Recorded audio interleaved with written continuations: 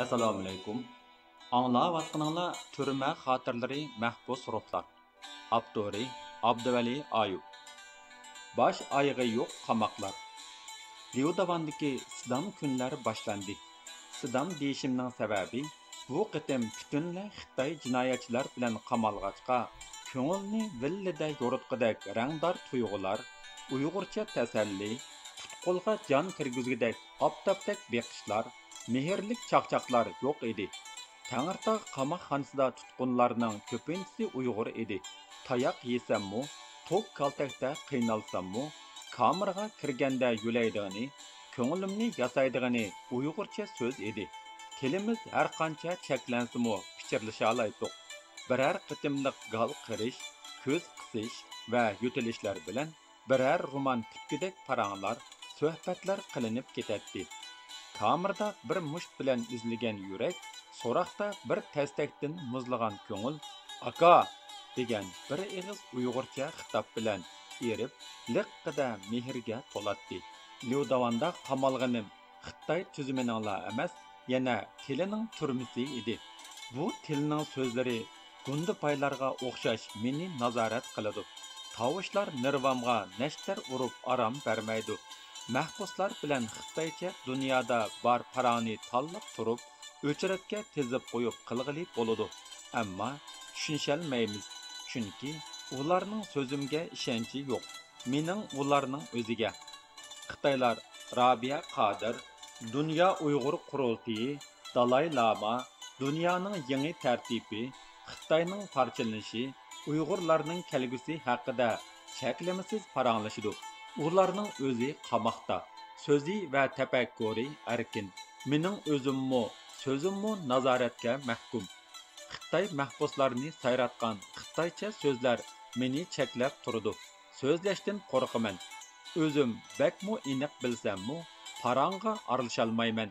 Faqat ular qilayotgan shu gaplarni Uyg'urcha qilsa, qaysi kunga qoladiganligini tasavvur qilaman.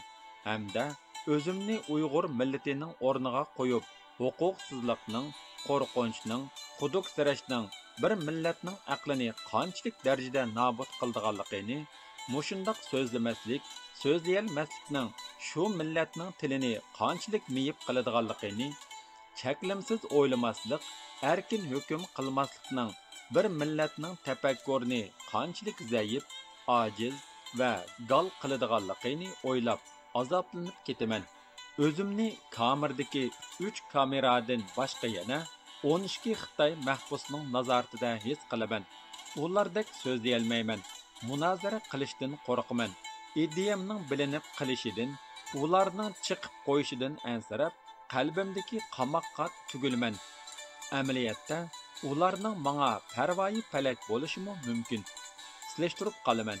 Xitoycha paranglar Urumchida boshlansa, O'rta Osiyo, O'rta Sharq, Yevropa, Amerikaga qadar tutishib ketdi.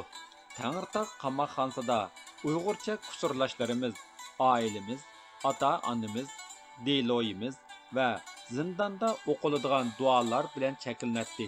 Xuddi Xitoylar qilishgan mazmun Uyg'ur tilida mavjud emasdek, Urumchidagi ko'mirning, Tarimdagi neftning, Amerikadagi saylamning gapi Uyg'ur tiliga yotdek, u paranglar xuddi Uyg'urni ilindiradigan yamchukdek tashvish paydo qiladi. Qaraganda Xitoyning bizni qamg'ini Uyg'ur tilining turmisi bo'lsa kerak. Chunki Uyg'ur mushu tilg'ila qamalsa hayoti, kuni, uy, balam va kalam deb o'tib ketadi. Murakkab raqobatga ulashmaydi. Xitoycha orqali dunyoga ichilmaydi. Ammo menchu Xitoylar so'zlagan tilda so'zlab, pash bo'lishdan qo'rqib, tilsiz jindek xolaning yinidagi zay bulunga sig'dilib, ichimni tinglab o'ltirman. Liudavan degan ism Xitoycha bo'lib, Uyg'urcha ismi Tikquduq. Bu cho'ng rayon asli kona bir sanoat bazasi edi. Uning Kan rayonini Uyg'ur yurtlaridan fursat izlab chiqqan tavakkulchi Uyg'urlar obod qilgan edi. Bu yerda yana bir to'qimachilik bazasi bo'lib, yerlik Uyg'urlar ichidagi tunji avlod ishchilar sinfining keyingi avlodlari edi. Ammo kamerda men birla Uyg'ur. Demak, bu yerda jinoyat o'tkazgidek sonda Uyg'ur qolmagan edi. Kamirdagi Xitoylar Sichuandan eng ko'p.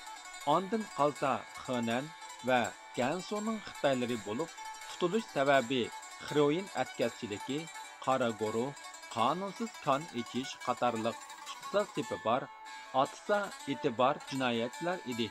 Men Tangirtog' qamoqxonasida ko'rgan Uyg'ur jinoyatchilar bir bo'lsa bir motosiklet o'g'irlagan, qimor o'ynagan, pora yegan yoki gap talishib, urushib, birining putini sundirgan. Mavu Xitoylar bo'lsa, nalardan kelib, Urumchida qora guruh uyushtirib, madanlarimizni qizib qo'lga tushibdi.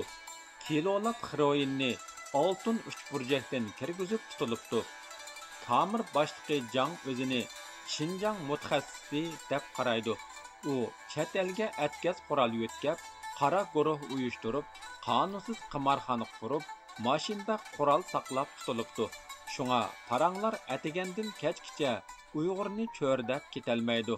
Uyg'urning gapi bo'lgan hamon ko'zlar menga tikiladi. Liu Davanda siyosiy o'g'inish darsi yo'q edi. Bu yerda balkim Uyg'ur mahbus yo'q hisobda bo'lg'ach, millatlar ittifoqligi, davlat tili, vatanparvarlik deganlarga ehtiyoj bo'lmas kerak. Menga nazoratchidek to'yladigan bu 12 Xitoyning so'zdagi, fikrdagi hurligiga, cho'ngchiliklariga, kibriga qarab o'yga cho'mdim. Ularning gapini cho'ng qilgani, qilayotgan cho'ng ishlarimi? Oqni chekidigini, bo'loqlab tarqitidigini Uyg'ur, kilolab yo'tkaydigini Xitoy, millionlab para yeydigini Xitoy, qimorxona qurib, net 100 mingni tikidigini Xitoy. Ular Xitoy bo'lg'ach tutilmaydi. Tutulsimi, kamerda huquq tutib rahat suridi. Gundupaymi, qamoqxona boshlig'imi xushomat qiladi. Bu ishning puraqini purab qolgan Uyg'ur dozoqning kunini ko'rdi. Ularning kuchining zo'rligi kaynida bir kuchlik davlatning bo'lganligimi, ularning tilini uzun qilgani, naga uzatsa yetadigan qo'lining uzunligimi, Uyg'urning tilini, madaniyatini, zaminini besib olish jinoyat. Bu davlat mushu cho'ng jinoyatlarni qila olg'achqa, mushundoq mislsiz jinoyatni qilibmi sotlanmag'achqa, bargancha kuchayib ketib boramdi. Kamirda Uyg'urning gapi chiqdimi, 5-iyul so'zlanmay qolmaydi. Xitoylar 5-iyulni Chivu deb ataydi. Mening mahbuslik numerim 751. Xitoycha bu Chivuyo deb o'qiladi. Bu yerda bir Chivu, ya'ni 5-iyul degan so'z bo'lg'achqa, har qatim shu gap chiqsila sur bosidi. Kamirdash Xitoylarni Dumbandagi Chivuni har o'qiganda 5-iyulni aslab ma o'shlik qilarmi?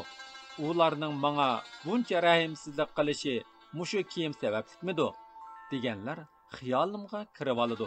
O'ylagancha tinimga titrak olishidi. Qo'rqinch meni qamab kepti. Uyda dadamdan, maktabda muallimdan, sinfda sinf boshlig'idan, mahallada mollamdan, duyjondan, talabchan onam, molla sifat momamning amroqligiga erisholmay qilishdan qo'rqib keptiman. Cho'ng bo'lganda-chu, boshliqning jazosidan, xizmatdoshning chiqishidan, sog'chining tutishidan, josuslarning tutlishidan, shunga qamoqqa kirishdan burunmi o'zimni qamoqda his qilishim yangilik emas edi. O'g'inish musofamda pionerlik, komsomollik va g'oyiblikka, xizmatga chiqib hayot yo'limdagi maosh, amal, yuzlik odam bo'lish va odamgarchilikka tutqun bo'ldim. Sirtimi tiriklik uchun deb ichimda barni to'liq to'kib boqmagan. Tutilgandan keyinmi jinimni ayab, jazodan qo'rqib, kallamda o'ylaganni puxodan chiqqidek ichib deyolmayman. Tuyuqsiz kamirdagi kanaydan kompartiya bo'lmasa, yangi jungu bo'lmaydi degan naqsha yangradi. Bu atiganlik kamir tekshirishning boshlanganligi edi. Putlarim ko'yishib og'rib, ballarim qetib shuncha uzun o'ltirib, shuncha ko'p xiyollarni surgunimga qarmay, aran 2 soatlik diqqatda o'ltirish vazifasi oyoqlashgan edi.